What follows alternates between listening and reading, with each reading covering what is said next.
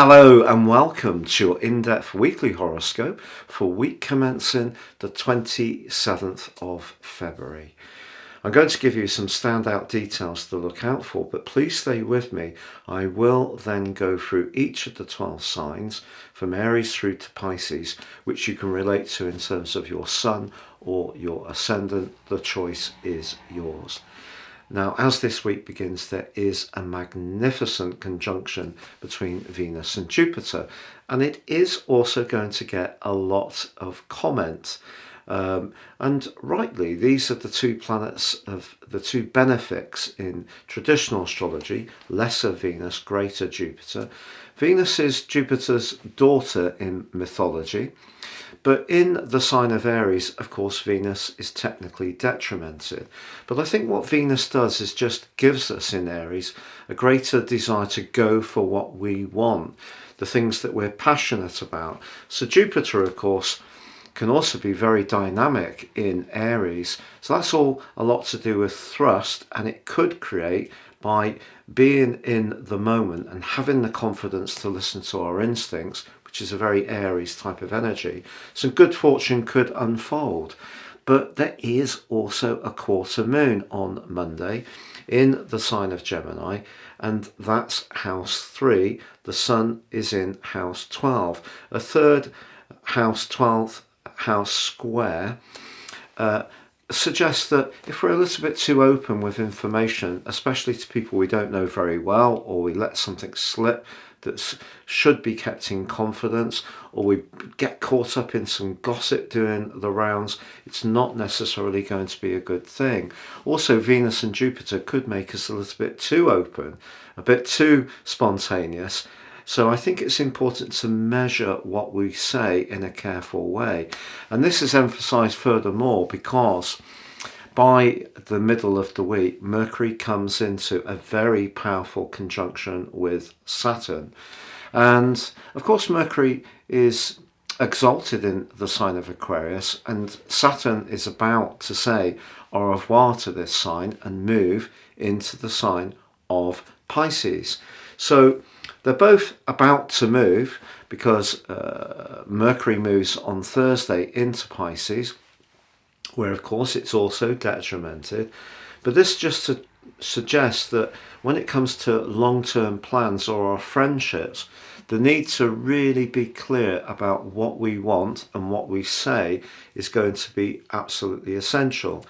If you're not quite sure about a situation, something could seem rather oppressive. Maybe it's someone's point of view. Maybe someone can seem a little bit dour or limited in their response.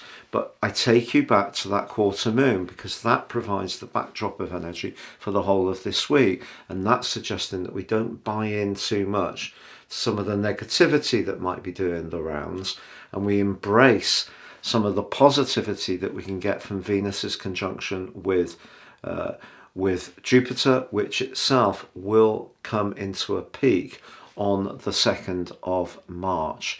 So a lot of exciting possibilities this week, but please stay with me for your full sun sign forecast. But if you would like to grow beyond this zodiac insight, if you give me 3 pieces of your personal birth data, of time, date and place of birth, I can provide you with a life roadmap that can give you an awful amount of extra information to help guide your moves. You can become much more intimately aware of some of the patterns which have repeated themselves in your life, the more challenging ones and the more positive ones. Also, in my special package of 30% off, you can get your 12-month personal forecast.